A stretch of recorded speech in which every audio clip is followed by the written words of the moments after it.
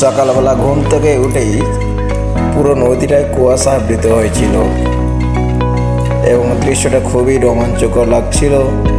বোটের মধ্যে থেকে এই দৃশ্যটা সকালে ঘাটে উঠে সমস্ত টুরিস্টদের নিয়ে আমরা বেরিয়ে পড়লাম সজনাখালির উদ্দেশ্যে। সজনাখালি এসে সবাই নেমে পড়লো বোট থেকে। ভিতরে কী কী রয়েছে সেগুলো সব আপনাদের সামনে দেখিয়ে দিচ্ছি। পুরো ভিডিওটা এখানেই রয়েছে। সজনাখালি যা যা দেখা যায় সব কিছু এই ভিডিওর মধ্যেই রয়েছে।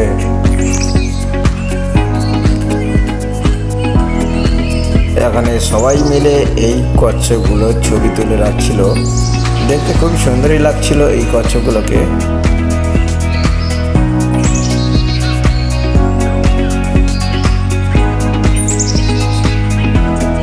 এরপরে ওয়াচ টাওয়ারে উঠেই দেখলাম মৌমাছি তাদের মধু সংগ্রহ করে রাখছে এই মৌচাকের মাধ্যমে। তারপরে আমরা কিছুক্ষণের পরেই একেবারে উপরে উঠে পড়লাম, একদম টপে।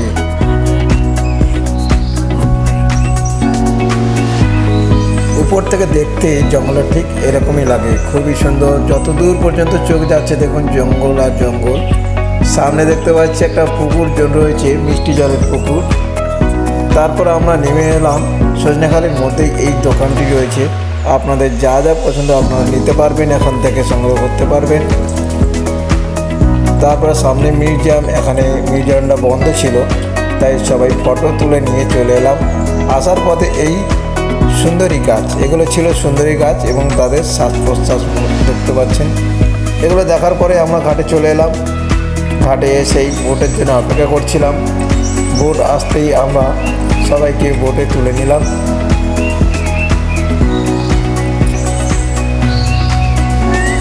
সজনাখালি দেখার পরে আবারও বেরিয়ে পড়লাম সবাই মিলে অন্য ওয়াচ টাওয়ার দেখার জন্য। সামনে আমাদের পড়বে সুদর্ণখালি ওয়াচ টাওয়ার। সাইট সিন করতে করতে এগিয়ে এলাম। এটা হচ্ছে সুদর্ণখালি ওয়াচ টাওয়ারে চলে এলাম। সুদর্ণখালিতে ছিল একটি মাত্র পুকুর আর একটি মাত্র ওয়াচ টাওয়ার। আবারও চলে এলাম বোটে। সুদর্ণখালি দেখে নেওয়ার পরেই আমরা আবারও বেরিয়ে যাব দোবাঁকির উদ্দেশ্যে।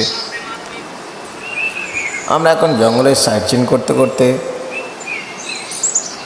জঙ্গল পুরো উন্মুক্ত তাই কোথাও নেট ছিল না, চারিদিকে জঙ্গলে খোলা, তাই যখন তখন বাঘের দেখা মিলে যেতেও পারে। তাই জঙ্গলের দিকে ফলো করতে করতে আমরা এগিয়ে যাচ্ছিলাম। তাই আমরা জঙ্গল দেখতে দেখতে এগিয়ে যাচ্ছিলাম।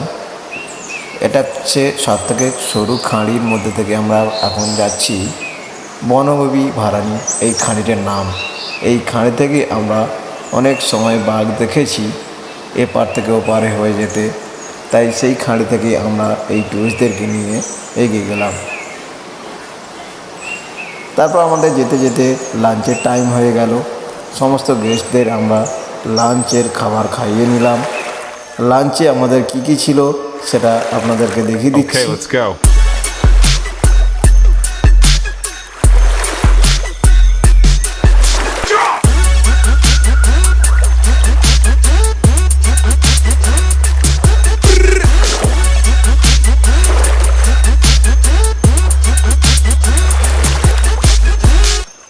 আমাদের কাছে গেস্ট অনেক আবদার করে বলেছিলেন যে ওনাদের ভেজ আছে, ভেজটা দিয়ে দিতে। তাই ভেজের ব্যবস্থা করেও দিয়েছিলাম। তাই ভেজের খাওয়ার জন্য ওরা বলে দিয়ে গেছিল।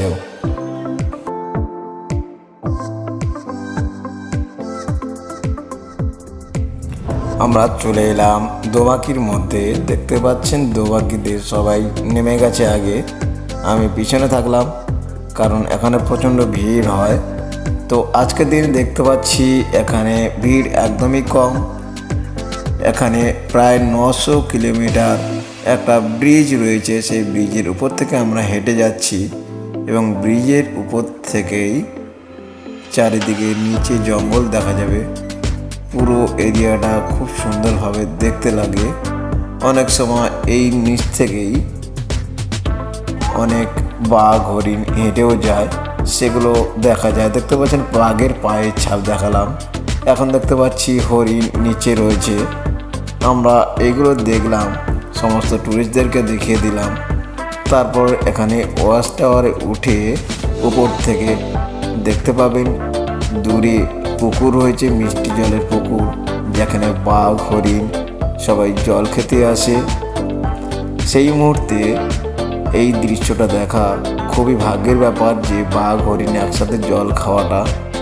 তো আমরা চলে এলাম সেই টাওয়ারের উপর থেকে দেখতে পাচ্ছি দূরে অনেকগুলি হরিণ রয়েছে, সেই হরিণ জল খাচ্ছে, কিন্তু বাঘের দেখা এখনো পর্যন্ত পেলাম না। সেই অপেক্ষায় সবাই দাঁড়িয়েছিলেন, টুরিস্টরাও অনেকে দাঁড়িয়েছিলেন দেখার জন্য বাঘ দেখা যায় কি না। বা এখানে মিষ্টি জলের যেহেতু পুকুর রয়েছে, তাই বাঘ এই পুকুরের জল খেতে আসে।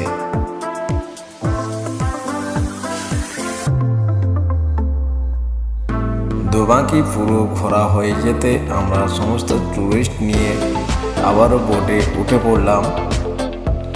তারপর আমাদের পরের যাত্রা হবে পঞ্চমুখানির উপর দিয়ে আমরা চলে যাব আমাদের পাখির এলাকায়, যেখানে রাত্রিকালীন থাকার ব্যবস্থা রয়েছে। আমাদের যেহেতু দুটো বোট ছিল একসাথে, কিছু লোক পাল্টাপাল্টি করে নিতে আমাদের কোনো অসুবিধা ছিল না।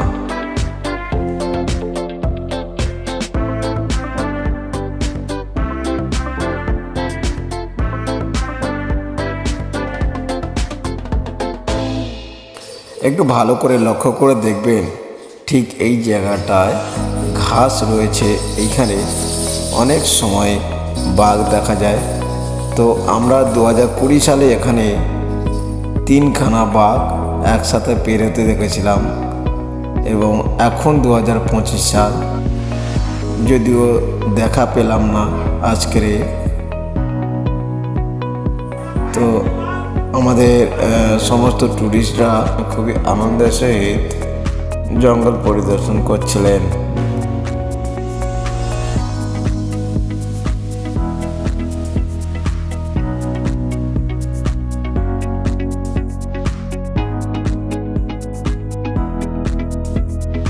এটাই ছিল আমাদের 50 জনের বোট। তো আজকের যেহেতু আমরা পারমিশন করেছিলাম, সেহেতু আমরা দুটো বোটে ঘোরাতে হয়েছিল। একটা বোটে মাত্র 40 জন পারমিশন দেয়, তাই আমরা দুটো বোটে নিয়ে ঘুরিয়েছিলাম। তো আমাদের এই বোটে করে আমরা পুরো জার্নিটা 3 দিনের জার্নি করেছিলাম।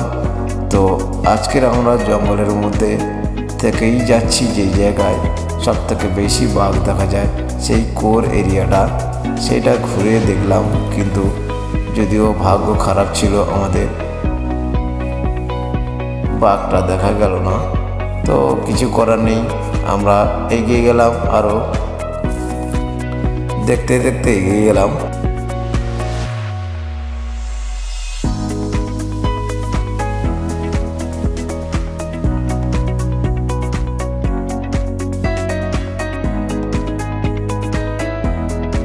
পঞ্চমুখানি নদীটা কি ভয়াবহ লাগছিল, দেখতে পাচ্ছেন, যত দূর দেখি তত দূর পর্যন্ত কিনারা দেখা যাচ্ছে না।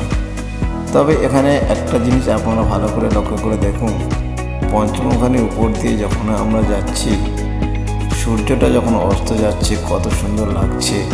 একটু ভালো করে দেখলে দেখতে পাবেন সূর্য অস্তটা কিন্তু দুর্দান্ত লাগে নদীর মধ্যে, ঠিক এমনভাবে পঞ্চমুখানি নদীর উপর দিয়ে।